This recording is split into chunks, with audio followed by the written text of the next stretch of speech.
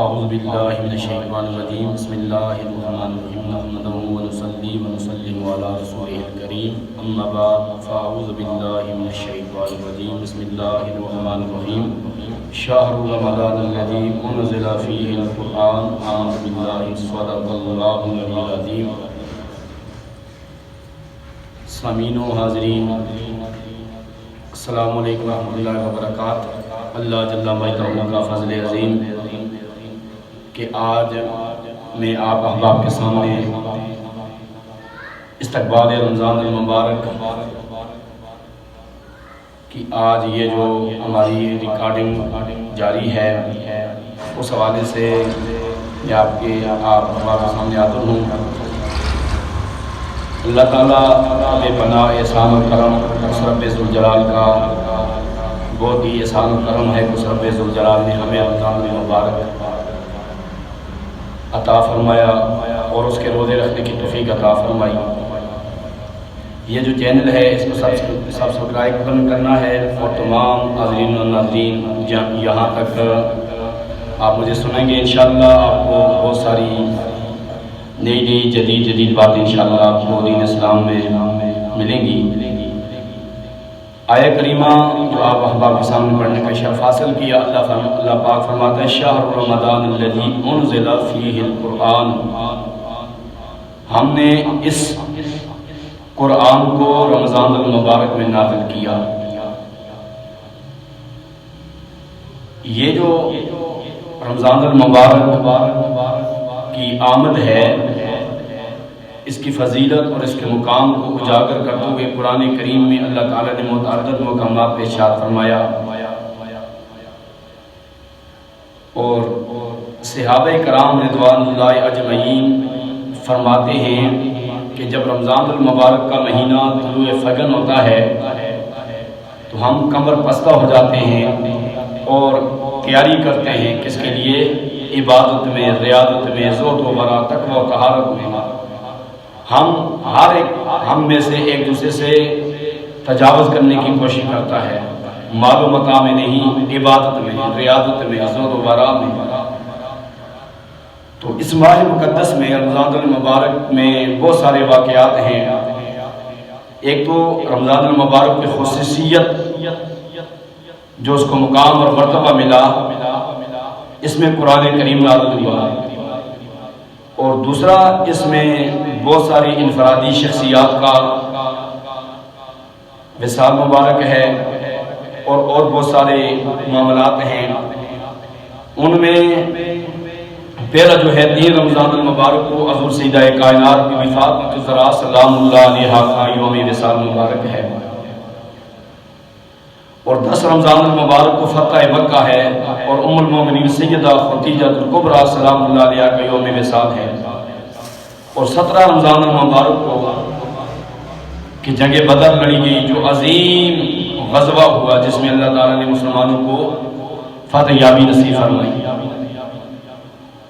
اور 17 رمضان المبارک کو حضرت سیدہ عائشہ صدیقہ رضی اللہ تعالیٰ عنہ کا یوم وصال مبارک ہے، اور 18 رمضان المبارک کو حضرت داؤد علیہ السلام پر زبور نازل ہوئی، اور 19 رمضان المبارک کو حضرت موسیٰ علیہ السلام پر تورات نازل ہوئی، 20 رمضان المبارک کو حضرت سیدنا عیسیٰ علیہ السلام پر انجیل نازل ہوئی، 21 رمضان المبارک کو حضور مولا کائنات علی شیر خدا رضی اللہ تعالیٰ عنہ کا یوم شہادت کا دن ہے، اور 27 کی رات کو 26 رمضان المبارک 27 شب کو اولو العزم کتاب، تمام کتابوں کی سردار قرآن کریم اللہ تعالیٰ نے اس رمضان المبارک میں نازل کیا۔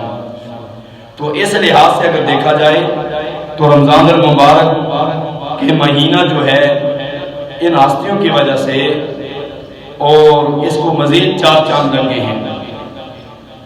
صحابہ کرام رضوان اللہ اجمعین ارشاد فرماتے ہیں، حضرت سیدنا سلیمان فارسی رضی اللہ تعالیٰ عنہ اس حدیث کے راویہ فرماتے ہیں جب رمضان المبارک کو ایک ایام رہتا تھا یا 1-2 ایام رہتے تھے، حضور امام الانبیاء علیہ السلام میں خطاب فرماتے ہیں خطبنا رسول اللہ صلی اللہ علیہ وسلم فی آخر یوم من شعبان ایوہ الناس قد اظلکم شہر عظیم شہر مبارک۔ حضرت سیدنا سلیمان فارسی رضی اللہ تعالیٰ عنہ ارشاد فرماتے ہیں کہ شعبان کے آخری دن ہمیں آقا علیہ السلام خود ارشاد فرماتے ہیں اور فرماتے ہیں لوگوں تحقیق تم پر ایک عظیم مبارک مہینہ سایہ فگن ہونے والا ہے۔ اور نبی کریم علیہ السلام نے فرمایا عظیم اور مبارک مہینہ، دو الفاظ استعمال فرمائے، عظیم مہینہ اور مبارک مہینہ تم پر طلوع فگن ہونے والا ہے۔ تو آقا کریم علیہ السلام نے لوگوں کو ترغیب دلائی، صحابہ کرام کو رمضان المبارک کی آمد کی ترغیب دلائی۔ اب اس میں ڈیٹیل کے اندر میں نہیں جانا چاہتا کیونکہ ٹائم مختصر ہے۔ تو اس رمضان کے کیا کیا فضائل ہیں، کیا کیا کمالات ہیں۔ پہلی بات یہ ہے کہ رمضان المبارک جب طلوع فگن ہوتا ہے وہ اپنے ساتھ اللہ کی رحمتیں لے کے آتا ہے، اللہ کی برکات و سکنات لے کے آتا ہے۔ اب آپ نے دیکھا ہوگا رمضان المبارک کا جب مہینہ آتا ہے، ہر وہ بندہ جو ویسے نماز نہیں پڑھتا، کبھی پڑھ لی کبھی نہ پڑھی، تو رمضان المبارک کا جب مہینہ طلوع ہوتا ہے تو اسے فکر لائق ہوتی ہے کہ مبارک مہینہ ہے، اس مہینے میں کیا کروں، اللہ کی عبادت کروں۔ وہ بھی اللہ کے گھر کی طرف دوڑے دوڑے آتا ہے۔ کیا وجہ ہے؟ یہ رمضان المبارک کا اعزاز ہے۔ رمضان المبارک اس بندے کو بھی اپنی طرف کھینچتا ہے جو کبھی کبھار مسجد کو آتا ہے، کبھی نہیں آتا، لیکن رمضان المبارک میں آپ نے دیکھا ہوگا مساجد کھچا کھچ باری ہوتی ہے۔ یہ رمضان المبارک کا اعزاز ہے۔ پھر آپ نے دیکھا کہ قرآن کریم کی تلاوتیں ہوتی ہیں، لوگ تلاوتیں کرنا شروع کر دیتے ہیں، ذکر و اذکار کرنا شروع کر دیتے ہیں، لوگ اپنے گناہوں کی معافی مانگنا شروع کر دیتے ہیں، لوگ اللہ کی بارگاہ میں اپنے سر پر سجود ہوتے ہیں۔ یہ ساری باتیں، یہ ساری کیفیات کیا ہے؟ یہ رمضان المبارک کی برکات ہیں، رمضان المبارک کی برکات ہیں۔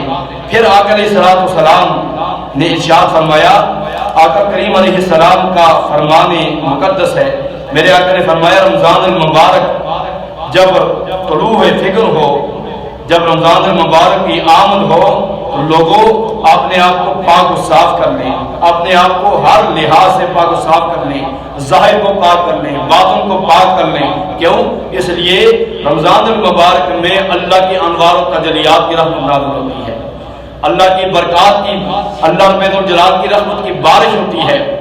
اور پھر حضور نے فرمایا رمضان المبارک کو اس طرح نہ کہو، کیا جاء رمضان و ذهب رمضان، رمضان آیا اور رمضان گیا، یہ نہ کہا کرو۔ فرمایا یا رسول اللہ کیا کہا کریں؟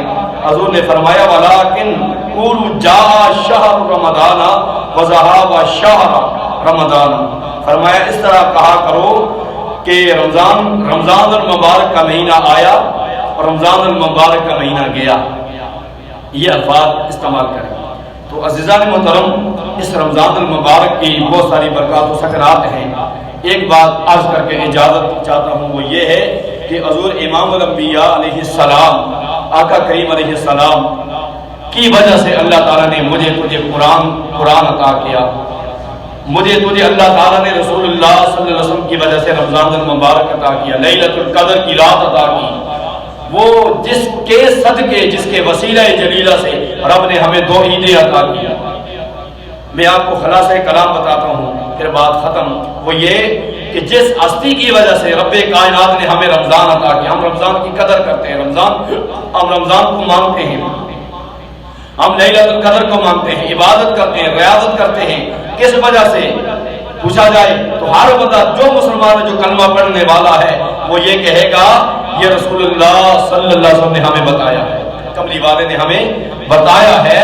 تو اب بات اس بات پہ ختم کرتے ہیں، جس کے صدقے میں رمضان ملا، جس کے صدقے میں ایمان و ایقان ملا، جس کے صدقے میں دنیا جہاں کی دولت ملی، جس کے صدقے میں یہ ہمیں جوانیاں ملی، جن کے صدقے میں اللہ نے ہمیں مسلمان بنایا، جن کے صدقے میں ہمیں رمضان المبارک عطا ہوا، عیدیں ملی، یہ جہان سارے جہانوں کی خوشیاں ملی، یہ کملی والے کا صدقہ ہے۔ لوگوں آؤ، آخری بات کہتا ہوں وہ یہ ہے، کملی والے کے دامن کے ساتھ جڑ جاؤ۔ جب کملی والے کے دامن کے ساتھ جڑ جاؤ گے اللہ تمہیں دنیا میں بھی کامیابی عطا کرے گا، آخرت میں بھی کامیابی عطا کرے گا۔ وما علینا الا البلاغ۔